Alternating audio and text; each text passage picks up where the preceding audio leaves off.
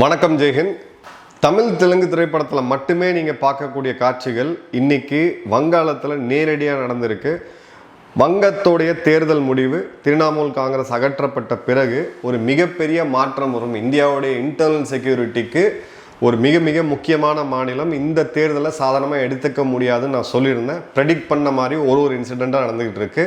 திரைப்படங்களில் வரக்கூடிய அளவுக்கு அப்படி என்ன நடந்துச்சு அப்படின்னு கேட்டிங்கன்னா, வெஸ்ட் பெங்கால் காவல்துறையோடைய ஸ்பெஷல் டாஸ்க் ஃபோர்ஸ் அப்படின்ற ஒரு படைப்பிரிவு, சிறப்பு படைப்பிரிவு STF, இவங்க நார்த் 24 பாரகனாஸ் சொல்லக்கூடிய பங்களாதேஷ் எல்லையை ஒட்டி இருக்கக்கூடிய ஒரு மாவட்டத்தில் சந்தேஷ்காலின்னு ஒரு இடம்.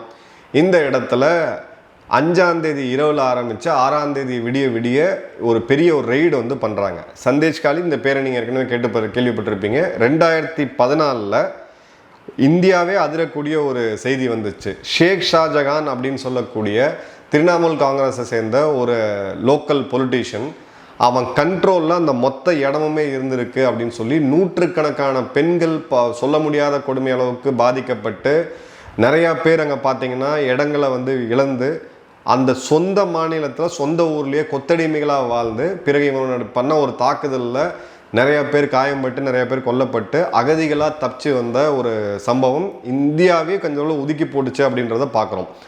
அதே இடத்துல தான் இந்த ரெய்டு நடந்திருக்கு.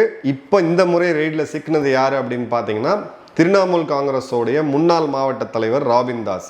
இந்த ராபின் தாஸ் மற்றும் இவனுடைய சகோதரன் கோபால் தாஸ் ரெண்டு பேருமே ஷேக் ஷாஜகான் அந்த அந்த டிப்பிக்கலாக பார்த்தீங்கன்னா தெலுங்கு படத்தில் இந்த மாதிரி ஒரு இது வரும்.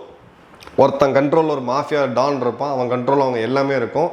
அந்த ஊரில் காவல்துறை இயங்காது, அரசு இயந்திரம் எதுவுமே இயங்காது, மக்கள் எல்லாமே வந்து கொத்தடிமையிலாக இருப்பாங்க. திடீர்னு ஒரு சினிமா ஹீரோ வருவார், அது பிறகு சண்டை போடுவார், எல்லாம் வரும். அதே மாதிரியான ஒரு சூழ்நிலை தான் இப்போ இருந்திருக்கு. ஒரு ஸ்பெஷல் இன்ஃபர்மேஷன்ற பேரில் அந்த கிடைச்ச ஒரு இன்ஃபர்மேஷனில் இவங்க போய் STF டீம் போய் ரெய்டு பண்ணுறாங்க. கிட்டத்தட்ட 8 மணி நேரம் ரெய்டு பண்ணியிருக்கு. என்ன கிடச்சிருக்குன்னு பார்த்தீங்கன்னா, அவங்க வீட்டில் இருக்கக்கூடிய ஒரு ஸ்மால் பாண்ட் குளத்தில் நூற்றுக்கணக்கான ஆயுதங்கள் வந்து கிடச்சிருக்கு அப்படின்றத பார்க்குறோம். இதே மாதிரியான ஒரு கேஸ் பங்களாதேஷோடைய ரூப்கஞ்ச் கெனால் ஆர்ம்ஸ் கேஸ்ன்னு சொல்லி பங்களாதேஷில் ஒரு 2015 இதே மாதிரியான ஒரு வாய்க்காலில் நூற்றுக்கணக்கான ஆயுதங்கள் பறிமுதல் செய்யப்பட்டது. 24 ஏப்ரல் 2024 சென்ட்ரல் ஃபோர்ஸஸ் NIA எல்லாம் போய் இதே சந்தேஷ்காலில் ரெய்டு பண்ணி அந்த இடத்துல பெரிய சண்டையானதெல்லாம் நம்ம பார்த்தோம். இப்போ அந்த இடத்துல போலீஸ்க்கு கம்ப்ளீட் ஃப்ரீடம் கிடச்சிருக்கு, அடித்து நொறுக்குறாங்க. இந்த முறை உள்ளே போயிட்டு தூக்கிட்டு வந்திருக்காங்க அப்படின்றத பார்க்குறோம். இப்போது என்ன மாதிரியான ஆயுதங்கள், என்ன FIR, இது ஒன்றும் டீட்டெயில்ஸ் கிடைக்கல. கொஞ்சம் நம்ம நியூஸை ஏர்லியாகவே பிரேக் பண்ணுறோம். இப்போது இது ஒரு ரிவரைன் கிளஸ்டர் அப்படின்னு சொல்லுவாங்க. சுற்றி நதி இருக்கும், அதாவது ஒரு நதிக்குள்ள ஒரு தீவு எப்படி இருக்குமோ அந்த மாதிரி இருக்கக்கூடிய ஒரு இடம் இது. இதோடைய வடக்கு பகுதியில் அந்த சுந்தர்பனியோடைய டெல்டா வந்து ஸ்டார்ட் ஆகும். ஒரு 35 to 50 கிலோமீட்டர் பங்களாதேஷ் கடல் பகுதியிலேருந்து இங்கே ஒரு போட் எடுத்திங்கன்னா ஜஸ்ட் ஒரு 1/2 hourக்குள்ளே இங்கே வந்துடலாம் அப்படின்றத பார்க்குறோம். இது க்ரீக் ஏரியான்னு நம்ம சொல்லுவோம். சிதம்பரம் பக்கத்தில் இருக்கக்கூடிய இந்த பிச்சாவரம் போன்ற ஒரு இடம் தான் அது. அதே மாதிரியாக ஒரு இருக்கக்கூடியது எக்கச்சக்கமான ஃபிஷ் பாண்ட்ஸ், பேரிஸ்ன்னு சொல்லுவாங்க. வீட்டுக்கு வீடு ஒரு குளம் இருக்கும், அதில் வந்து மீன் விட்டு வச்சுருப்பாங்க. அந்த இடத்துல தான் பக்காவாக கன்சீல் பண்ணியிருக்காங்க. இந்த இடத்துல கான்ட்ராபேண்ட்ஸ், அதாவது போதைப்பொருள், ஆர்ம்ஸு, கோல்டு, ஃபேக் கரன்சி மற்றும் கேட்டில்ஸு நீங்கள் யோசிச்சு கூட பார்க்க முடியாது. நான் சொல்கிறதெல்லாம் வந்து விஷுவலாக நீங்கள் எப்படி பண்ணி பார்ப்பீங்கன்னு தெரியாது. அந்த வீடியோஸ்லாம் நம்ம யூடியூப்பில் போட முடியாது. ஆடு மாடை அதோட வாயில் இது கட்டி உள்ள தண்ணிக்குள்ளே முக்கி எடுத்துகிட்டு போகக்கூடிய வேலையெல்லாம் இவங்க பண்ணுவாங்க. அந்த இடத்துல தான் இதை பண்ணியிருக்காங்க. இது வந்து ஷாஜகான் சிண்டிகேட்டுன்னு சொல்லுவாங்க. 2010 திரிணாமுல் காங்கிரஸ் ஆட்சிக்கு வந்ததுலேருந்து 2024 வரைக்கும் 14 வருடம் இந்த இடத்தோடைய ஒரு கொடுங்கோல் மன்னா அவன் பேர் எடுக்கிறதுக்கு கூட பயப்படுற அளவுக்கான ஒரு ஸ்ட்ராங் பர்சனாக இருந்தான். சந்தேஷ்காலியோடைய ஜஸ்ட் பிளாக் பிரசிடென்ட் தான் TMCயோடது. அதுக்கு முன்னாடி அவனோட கொஞ்சம் டீட்டெயில் அங்கே இருக்கக்கூடிய நண்பர்கள்ட்ட பேசும்போது, செங்கல் சூளையில் கூலி தொழில் செஞ்சுட்டு இருந்த ஒரு சாதாரண ஆள். அதன் பிறகு பார்த்தீங்கன்னா கம்யூனிஸ்ட் பார்ட்டியில் ஜாயின் பண்ணுறான். பிறகு 2011 திரிணாமுல் காங்கிரஸ், அதாவது திரு மம்தா பானர்ஜி அவர்கள் ஆட்சிக்கு வந்த பிறகு இந்த கட்சியில் ஜாயின் பண்ணுறான்.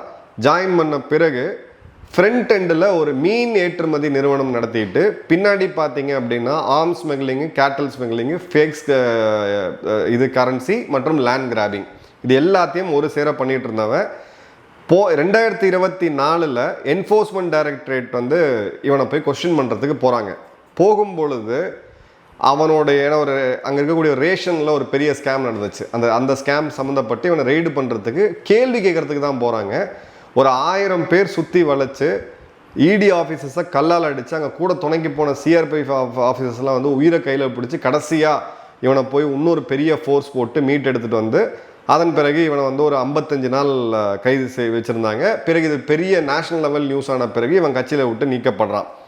அதன் பிறகு ஏப்ரல் 2024 சிபிஐ கூட என்எஸ்ஜி, இது எந்த லெவல் ஆஃப் மாநிலம்னு இது எப்படி இருந்திருக்குன்னு இமேஜின் பண்ணி பாருங்க.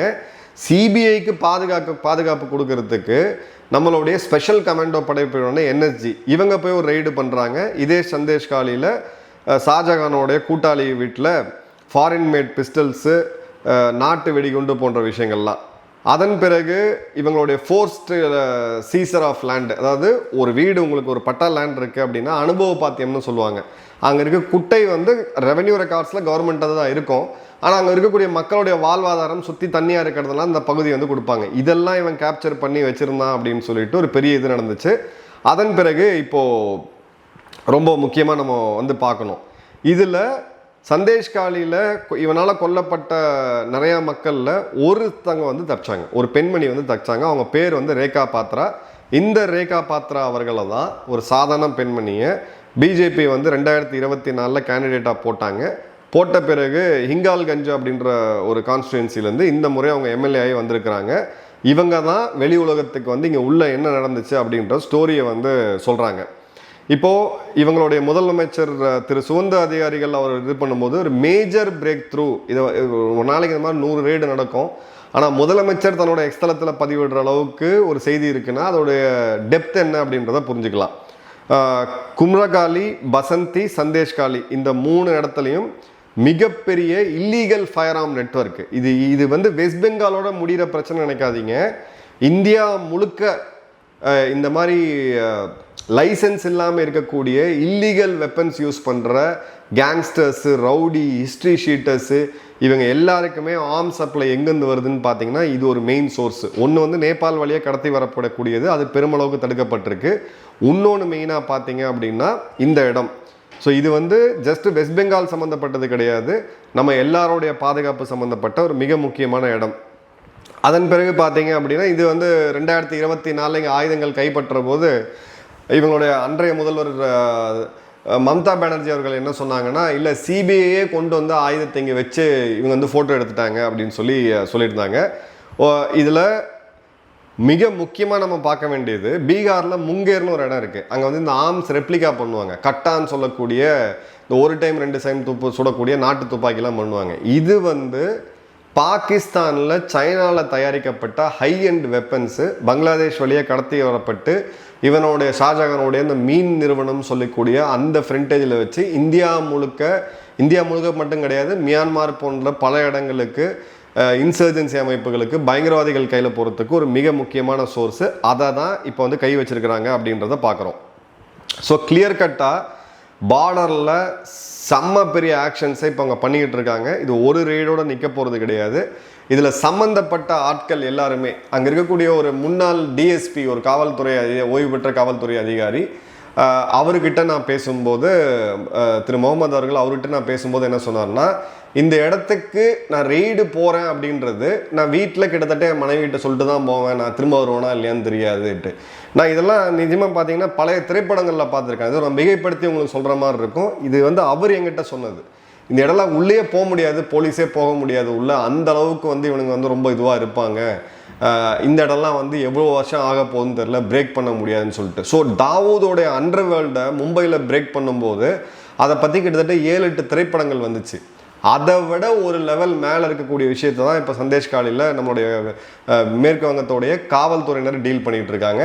பட் இப்போ இருக்கக்கூடிய கவர்மெண்ட்டில் இந்த கிராக் டவுன் எப்படி பண்ணுறாங்க, இதை எப்படி மாற்றுறாங்க அப்படின்னு பார்த்தீங்கன்னா, ஃபஸ்ட்டு ஒரு பொலிட்டிக்கல் சேஞ்ச் மக்கள் நினச்சாதான் பண்ண முடியுன்றதுக்கான கிளாசிக்கல் எக்ஸாம்பிள் இது.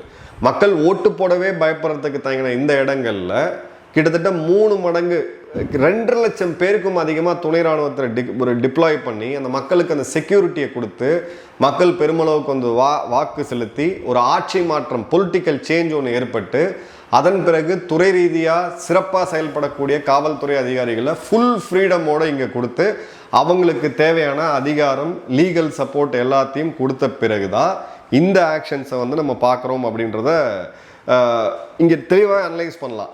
இப்போ ரியாக்ஷன் எங்கேருந்து வருது நம்ம சர்ப்ரைஸாக பார்க்கும்போது பங்களாதேஷில் இருக்கக்கூடிய நியூஸ் பேப்பர்ஸ் இந்த நியூஸை வந்து கவர் பண்ணுறாங்க. இது வந்து நான் இவங்க பங்களாதேஷை ப்ளேம் பண்ணுவாங்க, நாம் எதுவும் பண்ணலன்ட்டு. அந்த பக்கம் எங்கேருந்து வெப்பன்ஸ் வருது அப்படின்றது அது ஒரு சுந்தர்பன் ஏரியா, கடலில் போய் கடைசியாக வரும். கடலில் எங்கேருந்து போய் முடியுது? பங்களாதேஷில் தான் போய் முடியுது. அங்கேருந்து தான் இந்த ஆரிஜின் வந்து வேற எங்கேருந்து வரத்துக்கு வந்து வாய்ப்பு கிடையாது. ஸோ கிளியர் கட்டாக இங்கே பிஎஸ்எஃப் வந்து பார்த்தீங்கன்னா 46 ஸ்பெசிஃபிக் ஸ்ட்ரெச்சை வந்து ஐடென்டிஃபை பண்ணியிருக்காங்க. நேற்று கூட உள்துறை அமைச்சர் பற்றி பேசும்பொழுது அவர் அஃபிஷியல் விசிட்டாக சிக்கிம் போகும்பொழுது இந்த விஷயத்தை அவர் மீண்டும் மீண்டும் சொல்கிறாரு, ஸ்மார்ட் ஃபென்சிங். ஸோ கடல் வழியாக, அதாவது நில வழியாக 4096.7 கிலோமீட்டர் பார்டரை ஸ்மார்ட் ஃபென்சிங் மூலியமாக தடுக்கிறது. பட் கடல் மார்க்கமாக, நீர் மார்க்கமாக வர்றதை எப்படி தடுக்க முடியும் பார்த்தீங்கன்னா, இங்கே எஃபெக்டிவாக உள்ளே இருக்கக்கூடிய இந்த மாஃபியா நெட்வொர்க்கை உடைக்கணும். இப்போ இதில் இவங்க எல்லாருக்குமே ஃப்ரண்ட் அண்ட் நிறுவனம் ஒன்று இருக்கும், கட்சி ஆதரவு இருக்கும், எந்த போலீஸையும் இவங்களை கை வைக்க முடியாது, ஆட்சி அதிகாரம் இவங்ககிட்ட இருக்குது, இவங்க நினச்சா என்ன வேணால் பண்ண முடியும் அப்படின்னு ஆப்ரேட் பண்ணிகிட்டு இருக்கவங்களுக்கு இந்த இடத்துல ஒரு பெரிய பிரேக் த்ரூ வந்து கொடுத்துருக்காங்க. இதில் என்னுடைய நண்பர் அங்கே இருக்கக்கூடிய ஜேர்னலிஸ்ட் அவர்கள்ட்ட பேசும்போது அந்த நியூஸை சொல்லும் போதே எனக்கு ஃபார்வர்ட் பண்ணும்போது ஒரு பயங்கர எக்ஸைட்மெண்ட். என்னங்கன்னா துரந்தர் படம்லாம் ஒன்றுமே கிடையாது பிரதர், இதெல்லாம் நீங்கள் வந்து பார்த்தீங்கன்னா தெரியும் உங்களுக்கு, இது யாருமே கவர் பண்ணுறது இல்லை, எங்களுக்கு தான் தெரியுது எந்த மாதிரி போயிட்டு இருந்துச்சு அப்படின்னு சொல்லிட்டு. அது இந்தியாவில் ஒரு பகுதியானே எங்களுக்கு வந்து ஒரு டவுட்டாக இருந்துட்டு அந்த இடத்துல தான் இங்கே சந்தேஷ்காலி மாடலை மிகப்பெரிய லெவலில் உடைச்சிருக்காங்க அப்படின்றத பார்க்குறோம். அதாவது ஒரு கட்சியில் பவர்ஃபுல்லாக இருக்கக்கூடிய லீடர், லேண்ட் கண்ட்ரோலர், அந்த ஏரியாவுடைய மிகப்பெரிய கான்ட்ராக்டர், மிகப்பெரிய மீன் ஏற்றுமதியாளர், ஒரு 100 பேர் துப்பாக்கியோட புடைசூழ மூவ் பண்ணக்கூடிய ஒரு ஆள், காவல்துறையினரே உள்ளே போகிறதுக்கு, டிஎஸ்பி ரேங்கில் கூடிய அதிகாரிகளே உள்ளே போகிறதுக்கு அஞ்சக்கூடிய ஒரு இடம். அந்த இடத்துல தான் இப்போ வந்து ஒன்று ஒன்றா உடச்சிருக்கிறாங்க அப்படின்றத நம்ம பார்க்குறோம். ஸோ இந்த ஆக்ஷன்ஸ் கண்டினியூ ஆகும். இன்னும் நிறையா ஆக்ஷன்ஸை வந்து அவங்க வெஸ்ட் பெங்கால் பார்டரில் பண்ண போகிறாங்க. குறிப்பாக முர்ஷிதாபாத், சவுத் பாரங்னாஸ் 24, நார்த் 24 பாரங்னாஸ், இந்த மாதிரியான மாவட்டங்களில் 4 மாவட்டங்களில் ஸ்பெஷலாக ஆப்ரேட் பண்ண போகிறாங்க. இது தவிர இப்போது நம்மளுடைய ஆன்டி நக்சல் ஆப்ரேஷன்ஸ் அப்படின்றது முடிஞ்சு போச்சு. அதில் இருக்கக்கூடிய இந்த எக்ஸ்பீரியன்ஸாக இருக்கக்கூடிய கோப்ரா படைப்பிரிவினர் இப்போ மணிப்பூர், வெஸ்ட் பெங்கால் மற்றும் மிசோரம் மாநிலத்தில் அந்தந்த மாநில காவல்துறைக்கு ஹெல்ப் பண்ணுறதுக்காக அனுப்பிச்சி வைக்க போகிறாங்க அப்படின்ற போது இதில் கிராவிட்டி என்ன அப்படின்றத நீங்கள் டீப்பாக புரிஞ்சிருப்பீங்கன்னு நினைக்கிறேன். உங்கள் கமெண்ட்ஸை கமெண்ட் பாக்ஸில் போடுங்க. நன்றி, வணக்கம், ஜெயந்த்.